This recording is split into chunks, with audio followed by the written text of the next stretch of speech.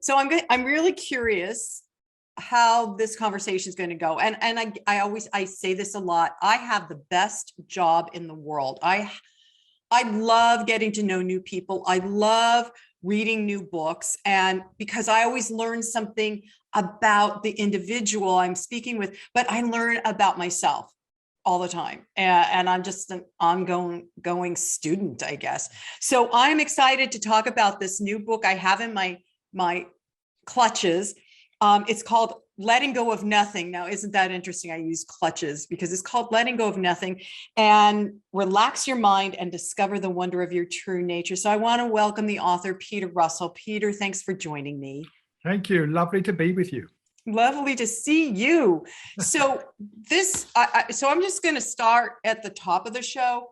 This book, you guys, is so sweet because it's easy to digest. It's easy to understand. And you've done some really wonderful things with just breaking out the chapters, Peter, that I appreciate. So I'm a open the book in the middle and see what I'm supposed to learn kind of person. Mm-hmm. And when I was going through your table of contents, I was like, oh, I got to read that. Oh, there's that one too. Oh, yeah. So let's talk about letting go of nothing. How do you do that? Right. First of all, you have to assume there's no thing, right? Right. Yes. I mean, the title's deliberately a bit mysterious and provocative. The point is here, we think often, we're letting go of things. I want to let go of this relationship, or let go of my attachment to things being a certain way, or this idea that keeps going around my head about something. We're not actually letting go of the things. We're not actually really letting go of the thoughts. I mean, we try to let go of our thoughts. We think, oh, if I could just think something different, we try thinking something different. What we're really letting go of is the way we see the things. It's our mindset, it's our point of view. And that's not something we observe. It's just behind everything. I sometimes use the analogy, if you're looking at the world through blue spectacles, you see everything as blue, but you don't see the blue spectacles themselves. So they're not a thing that you see. In the same way, our point of view, our mindset, how we're seeing things, we don't actually experience. So in terms of our world, it's a no thing. It doesn't exist in the world we see. Oh, I see. So you just kind of made my brain do a somersault as you were explaining that. So the seeing, trying to discover what it is our POV is, what it is how we are viewing the situation. That's what we're letting go of. Is our way of, we get stuck in, we hold on to a certain way of seeing the situation, and that's what keeps us locked in, the way of seeing it.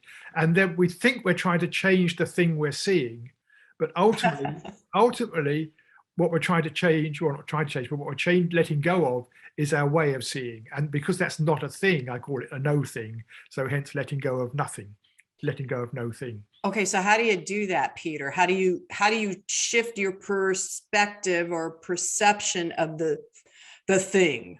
Right. Need to go back a step there. What we tend to do is try to get rid of the experience. We've got an uncomfortable emotion. We push it to the back of our mind, thinking, I've got rid of it. But I've been doing that. I've done that a ton. And it comes back, and it still controls us in some way. So instead of trying to get rid of something, what I suggest to people is, first of all, we do the opposite. So if you've got an uncomfortable emotion, I reframe it as letting it in, which means going to the body and feeling what's going on in the body. So if you're feeling upset at somebody, but you want to let go of it, first of all, tune into your body, notice what's going on, just being curious, letting it in, like, oh, there's a tension here, oh, there's a tightness there, oh, there's a slight shakiness there, oh, I hadn't noticed that, but that's going on. So just being interested in what's going on in the body and letting it be. So I reframe letting go as letting in and letting it be, allowing it to be there. And then when you do, you'll find it gradually begins to soften. When you're letting it in and not resisting it, it begins to soften. And that's the letting go. We're not holding on so tightly. We're releasing the grip. Okay. So when you say letting it in, all right, I'm just going to, well, when I first saw that, I was like, oh, hell no. Why do I want to experience those emotions that I really don't, like anger or shame or guilt or fear? Letting it in. So it makes me already uncomfortable, Peter, in my body just to contemplate, right? To change my perception and go, okay, I'm going to let this emotion in. And then to feel it in my body. So that's almost like there's two things going on. Allowing it yourself to be present with the emotion, but then noticing how you feel. A lot of people aren't connected to their bodies, right? I know, we go to our heads. The first place we go to is our heads. How can I do this? How can I even, change my mind or whatever it is? How can I push it away? How can I fix it? But it's not about digging deeper into the emotion. It's not about getting, if you're feeling upset, it's not about really, oh my God, I really got to dig in and feel the upset. Oh, thank God. It's not about that. It's going behind it. So the point, there's actually two aspects to any emotion. There's two aspects. There's what's going on in the body, and then there's what's going on in the head, in the mind. And there's always some story there. This person is a stupid so-and-so, whatever it is. And there's the corresponding feeling. So we can let both sides in. It's almost like, I call it in the book, deconstructing the emotion. So the two things get wrapped up. It's like, if you've got an emotion, it's like you've got a ball of white thread and red thread all wound up together. They just look like a pink ball. But when you unwind it, you see there's two threads. And when you unwind an emotion, there's two things. There's what's going on in the body, and which is always some slight tendency to action, because an emotion is always about doing something, even if it's about running away or hiding. There's a sense of action in the body. So it's feeling what's actually going on in the body. And also we can let in what's going on in the mind. We can notice the story we're telling ourselves about the person, why they did wrong, whatever it was that upset us, what we were wanting. And then we can sort of, as we let that in, and we don't hold on to it so strongly, that too can begin to dissolve. And we might ask ourselves, well, I wonder what they were thinking. I wonder what they were expecting of us. And we can put ourselves in their shoes, and that helps the story dissolve. So by actually doing this, and this is what I found in my life. That's why I've sort of got excited about writing this book, and is that really doing the opposite of what we normally do, and what we think will actually be more uncomfortable actually leads to us feeling more comfortable. As it's the resisting it that is part of the problem, the resisting it. It's like, oh, I don't want to feel this. I don't want to feel this. So we're pushing it away. The resistance is part of the discomfort. I mean, there's that old saying, pain is inevitable, suffering is optional. It's the resisting the experience that is the suffering. So when we do the opposite and allow it in, the upset can still be there initially, but because we're not resisting it, it's not so disturbing, and we can begin to see it for what it is. And when we do see it for what it is, in terms of the body and the story, it begins to soften and dissolve. So that letting go happens when we let our minds relax, when we let the mental grip relax. The letting go happens of its own accord. So it's really sort of setting the right mental conditions in which the letting go can happen. So we don't do the letting go, but we're setting things up so that it can begin to soften. The letting go happens. So this is fascinating to me because, of course, and this always happens to me, during my spiritual practice this morning, I came face to face with my resistance to change in everything in my life. Just, and I go kicking and screaming into that kind of a situation. No. Right. So this idea of allowing resistance to become part of the discovery of what you're feeling in order to shift your perception. Yes. This is really important. Almost with any emotion, are you actually feeling the resistance itself? Any emotion, there's a resistance to experience if it's uncomfortable, because we don't want to feel uncomfortable, and so that's where the resistance is. But so the first thing I suggest is feel what it's like to be resisting. So in your case, when you were feeling that resistance, it's okay. instead of focusing on what you're resisting or trying to get rid of the resistance, notice how it feels to be resisting. There's usually some sort of tightness in the body, Yeah. notice where that is, and some other feeling.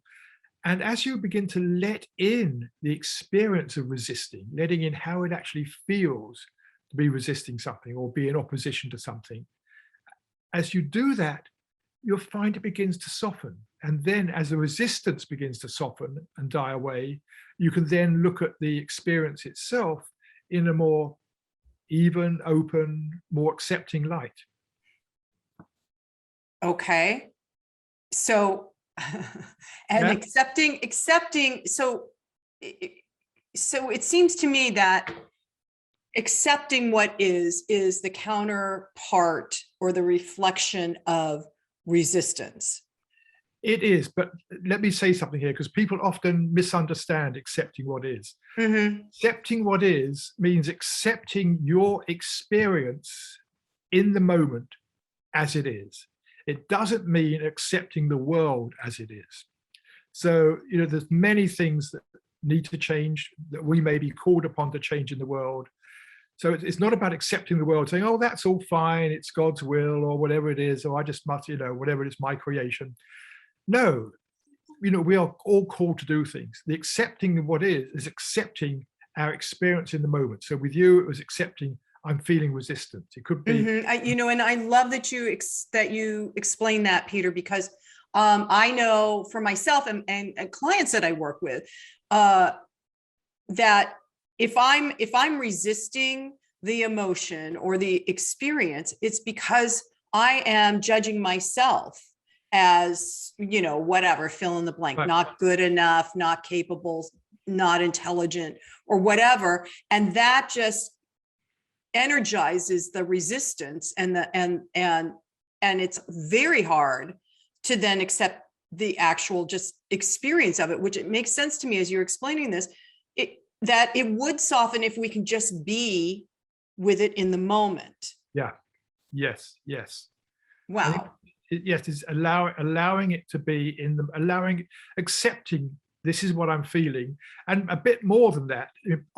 Many people have said it's about letting go, is about letting be, but what I add is that first step of letting it in. So you can let the resistance be, which just means accepting it's there, but the letting in is going a step deeper. It's actually going, what's it actually feel like? It's really allowing in the experience of resistance rather than just the fact. So, it's interesting because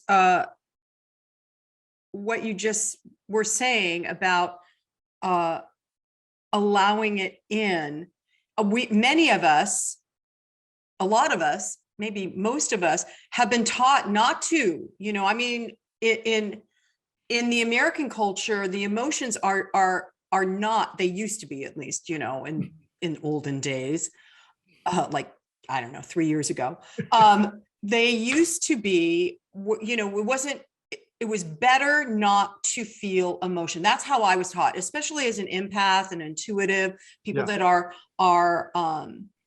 psychic or aligned with something that is beyond the cultural experience. We've all been kind of taught not to feel it, right, not to let it in. Don't do that. You don't want to wallow in whatever. Right. Yeah. Same in England. Keep, stay calm, carry on. Right. Stay calm and carry on. The stiff upper lip, keep it, the stiff upper lip, don't show emotion, even more so, I think, in England. And it's a shame. It's a great, great pity. And it's like, all that does is just tighten us up more, screw us up more, because emotions, the thing about an emotion is it actually wants expression. It's fundamental. That's why we have them, right? Yes, exactly. So, deep down, as I said, they're a tendency to act. So if you're feeling angry, the tendency is to punch somebody. If you're feeling fear, the tendency is to run away. But we don't act on them, and we just keep them bottled in, and the body just stays tense because of them. And that gets us nowhere. But I think it's because, we don't know how to handle emotions, and we have these mindsets that it's weak, whatever. I think it's a great shame, but I think this is what you're saying. That was 3 years ago or whatever. I think things are changing, and people are recognizing this, that we need to do the opposite. We need to feel our emotions because they're there to be expressed. And the expression doesn't mean we have to go and punch everybody we don't like, but it means we need to express them in ourselves. We need to feel what they are in ourselves. Right. And Without taking action necessarily until you've worked through it, right? until you've seen it for what it is. And then maybe the action might not be going hitting somebody, but it might be saying to them, when you said that to me, I felt attacked or something, or I thought this, and then just to take the action can be taking responsibility for our own reaction, and then communicating it in some way that's not going to promote more attack. Right. Something that so for me, in working through my emotions that keep me stuck or that want to download as a disease in my body, like I break out in hives when I'm not expressing my anger, and it's not even expressing my anger. I break out in hives when I don't even know I'm angry, right? That's how suppressed I was.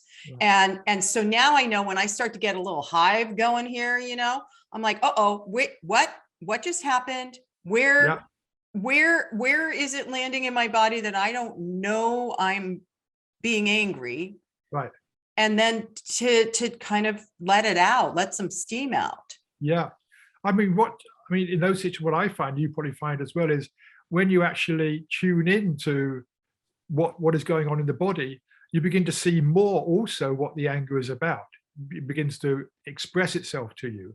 Oh, sooner rather than after you've had a tizzy fit and yeah. And then as you see what it is, it loses its grip. And this is the thing, it loses its grip on you, and you can begin to step back a little distance. And that's where the change in how we see things come in, because we've been gripped on a certain way of seeing this person. Right. When we step back, see what is going on, see what's happening in the body, see the story, then gradually our way of seeing it begins to be less strong. It gets softer.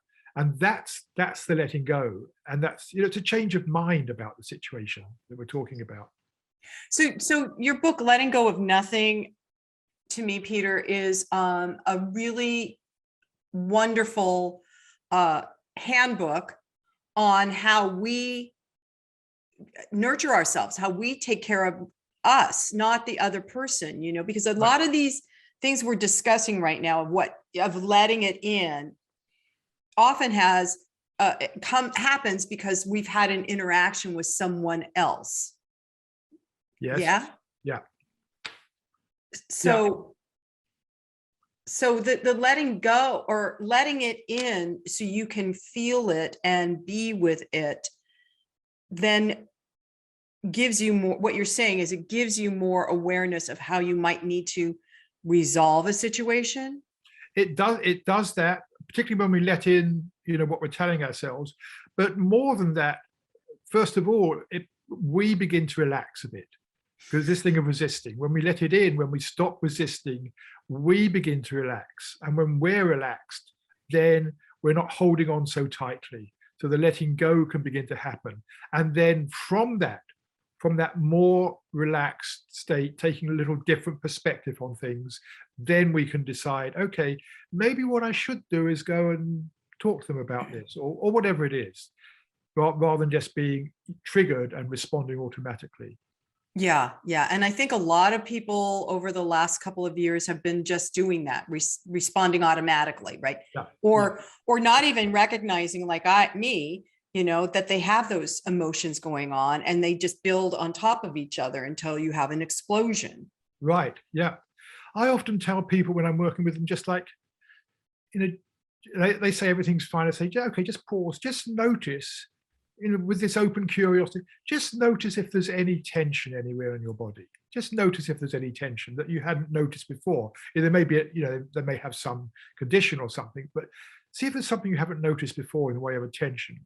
And then when you do begin to notice it, then things begin to, present, I never realized I was, caught up in, I never realized I was so attached to this, whatever it is. Because that tension is there as it's a representation of something we're not really fully aware of. So it begins to open up. So that would be true of like, somebody who has a stomach ache, or, when somebody says something and your gut goes, "Ugh," Yeah. right? Yeah. Noticing those impulses, I guess. And they, Right. aren't they kind of in us as a protection device? Say more. What are you thinking there? In what way? Well, I know for me, if something happens and I have a reaction, it hits my gut, it hits my solar plexus, right? And for me, I'm becoming aware that means there's something. Well, maybe this goes back to resistance, Peter. I don't know, but there's something where I feel I need to protect myself because it energetically landed in that solar plexus area. Yeah. Yes, that could be the feeling that comes. Yes, something you need to protect yourself from. Yeah. Mm-hmm. But that then is likely to just, lead to maybe more, shutting off things. Yes, it did. Yeah. For me. Yeah. And it may be that the sense of needing to protect yourself is a false response, that you don't actually need to protect yourself. You're overprotecting yourself in a way already. Right. I totally agree. I mean, that's what I've discovered. And I think that there's a lot of people around the world after the last couple of years with this global pandemic thing that feel like I know it, I see it. They still feel like they have to protect themselves from the germ or the other, the people that might give it to them. And that's such a discordant energetic that is in lots of people's body, Right. because they don't know what to do about it. Right.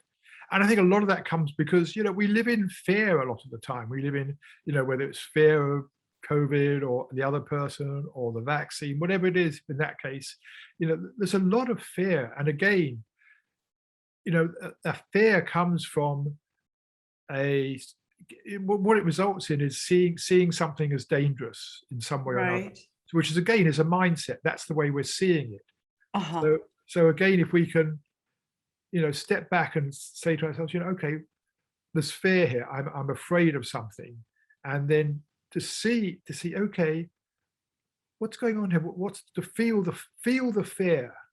I remember there was a wonderful book written 30, 40 years ago, which I really loved, called "Feel the Fear and Do It Anyway."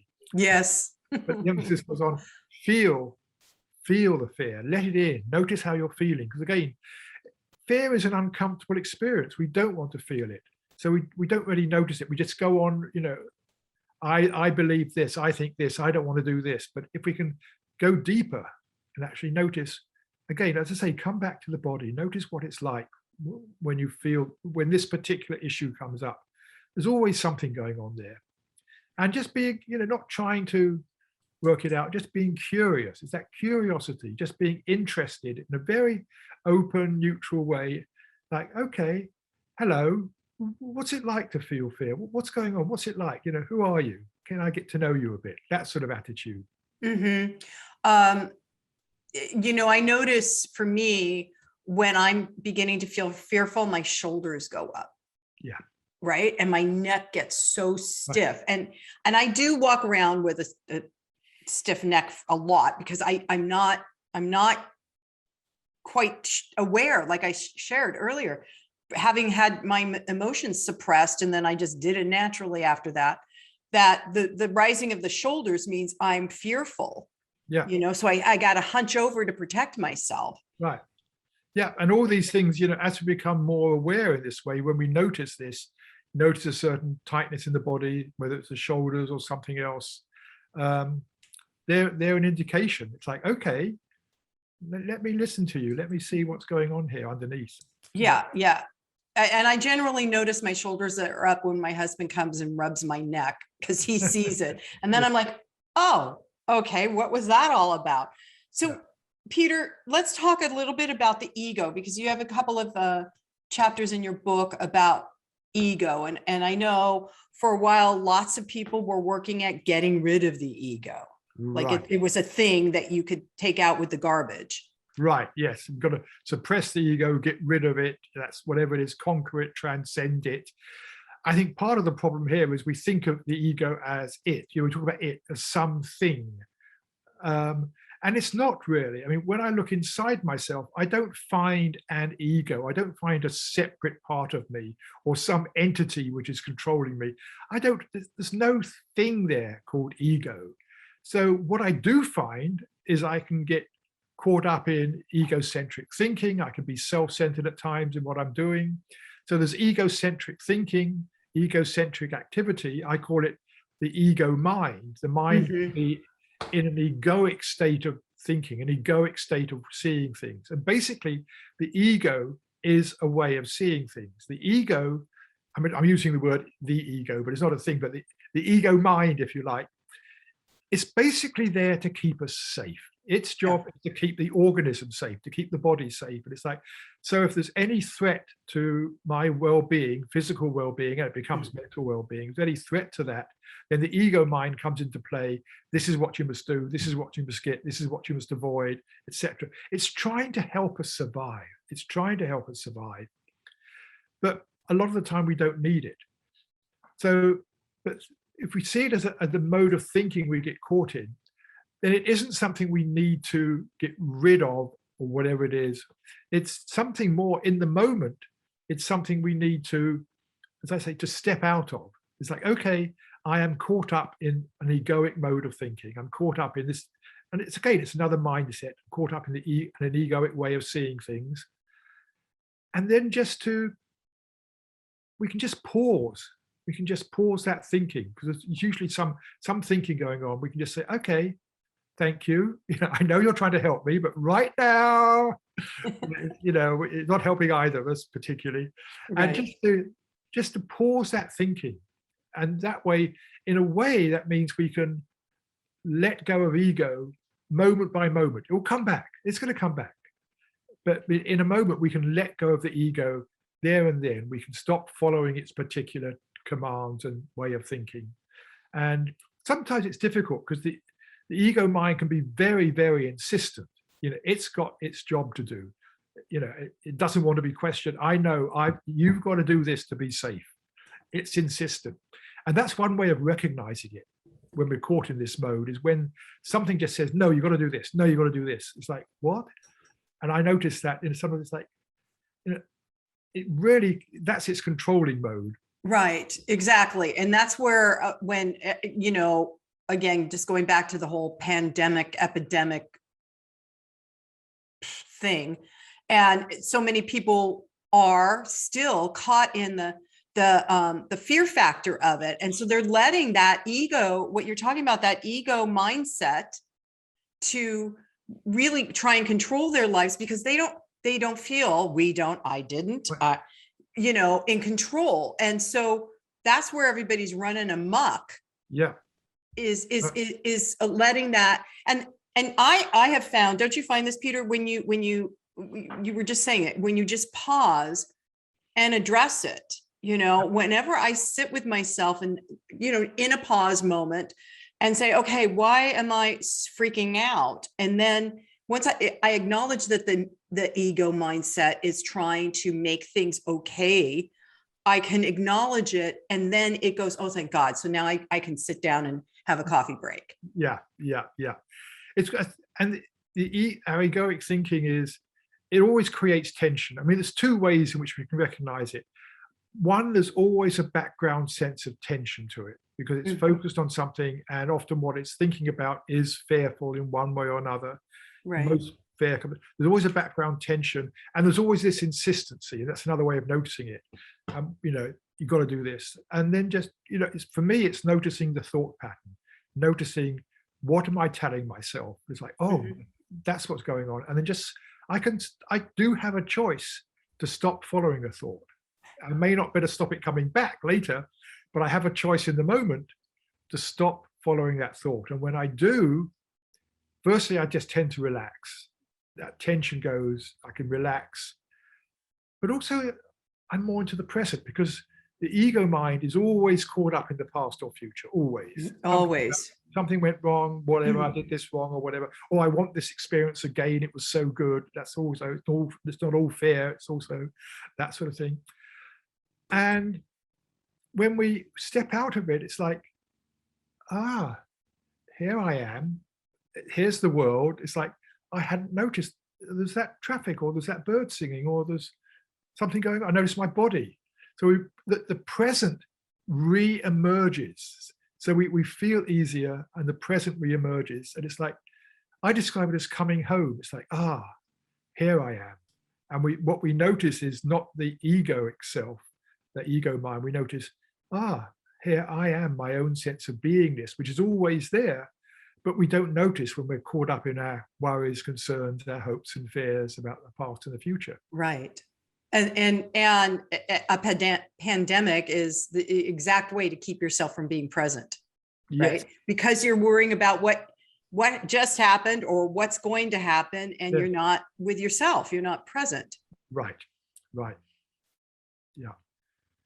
So that, I mean, part of the letting go is we come back to, when we do let go of whatever it is, we come back closer to our own self, our own, what I call our beingness. Yes. And this all takes, well, I was going to say it takes dedicated practice. It takes being consciously awake and aware. Yes, but it's not, it takes the intention. It's not like, I've got to do this, got to do this. It's just the intention actually to do the opposite, to relax into whatever we're feeling. So it's the intention to do it. And the more we do it, the more often we can begin to just stop and pause and notice what's going on. The more we do that, the more we want to do it because it feels good. So it's a motivation to do it, but also the easier it becomes. It's like, what am I feeling? It's like, okay, we talk about feeling the body. What am I feeling? Okay. It's a skill we learn. It becomes easier. But, it's not sort of something that's a big, hard discipline, because it isn't. It's an intention to do this whenever it occurs. I leave notes around my house saying, I do too. My notes just say pause. Oh, I love that. And so when I see a note saying pause, I'll just stop. And It's usually my mind is what I've got to do next, because when I'm walking around the house, it's because I've stopped doing my emails. I'm going to make a cup of tea. But like my mind is still going. I see pause, and I'll just pause for 10 seconds before going to make the tea or whatever it is. And it's like, oh, thank you. And it's like coming back to myself. I was just going to say that. And then you come back to yourself. That's a great practice, everybody. Just put pause notes everywhere. Well, yeah, not too many, or you're too used to them. I also have to move them around every few days. Oh, that makes sense. Because I get too used to them, I don't notice them. Right. And then you're in the feng shui movement of allowing, all of the energy to shift in your home and your mind. I love it. So the book is called Letting Go of Nothing. Relax your mind and discover the wonder of your true nature. So Peter, let's talk a little bit about what true nature means to you. Right. It means what I was just talking about just now, this sense of I that is always there. It's always been there. It's the same that was yesterday, 2 years ago, the same when as far back as I can remember as a child, there was a sense of I, this sense of I that is aware of what I'm seeing, what I'm saying, what I'm thinking. So it's the I that is aware, if you like. And it's not the I am Peter Russell. It's not what I am as an object, because that changes with time. But it's the I that is identifying with, I am an author. I wasn't an author when I was a teenager. So, that's something added on to but that sense of being, that sense of I, that's what I call our true nature.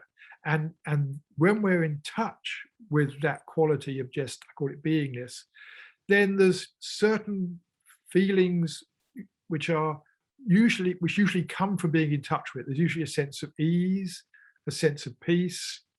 There's a sense of, I call it beingness, and when we're in touch with that quality of just, I call it beingness, then there's certain feelings which usually come from being in touch with. There's usually a sense of ease, a sense of peace. There's a sense of, I call it beingness, and when we're in touch with that quality of just, I call it beingness, then there's certain feelings which usually come from being in touch with. There's usually a sense of ease, a sense of peace. There's you begin to see things as they are rather than through a distorted lens. Mhm. There's also a quality of love to it. I call it lovingness, Ooh, because we're not, when you're just there, settled in yourself in that way, there's nothing to resist. It's an accepting mode, and I think that lovingness is a natural part of our true nature, but it gets blocked when we start thinking about things and what's right and what's wrong, whatever, and we start judging things, or that we lose touch with that lovingness. So when we drop back to our true nature, then we can be in love, not in love with somebody or something, but we can just right. But be, in that vibration of love. we can be in that, yes, that quality of love. So it's, it's a quality of peace and love, goes back a few years, but that's what it is. And Yeah. there's a sense of, and clarity. I think clarity is also a quality that goes with it, definitely. So once again, the book is called Letting Go of Nothing. And Peter Russell, I want to thank you for doing this work. It's a lovely handbook, you guys, with small, short, digestible chapters with lots of power in each chapter. So the suggestions that you give and the practice you put into the book is just lovely. It's something I'm going to keep on my shelf, by the way. Thank you. Yes, I appreciate you giving me this book. So is there a website for people to go to, or? Yes. The first stop for me generally is my website, which is peterrussell.com. Mm-hmm. Russell with 2 L's, otherwise you go to some typo squatter.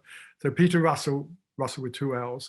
And there's lots and lots of things I've written over the years. There's videos, there's meditations, there's exercises, there's lots of audios. And there's links out to everything, to all my books and to all the stuff that's on YouTube. You can find me on YouTube, as well as me on YouTube. But I would say the website is a good place to start. Okay. Or And YouTube, then, just looking for videos, go to YouTube. Yeah. okay. Do they, we get your book on your website, or do they have to go to like Barnes and Noble or Amazon or something? You can't get it on my website, unfortunately. It just became, I was doing that with books, and these days it's become such a hassle. Yeah, I bet. And it's just like, yeah. So now, it's any place you get books, really, whether you buy them online, Amazon, or whatever, or go to your local bookstore, which is always, if you can, better, because it Better. supports your local bookstore. That's right. Yeah. All right. Well, thank you, Peter Russell, for joining me today. It's been lovely. I've enjoyed this conversation tremendously.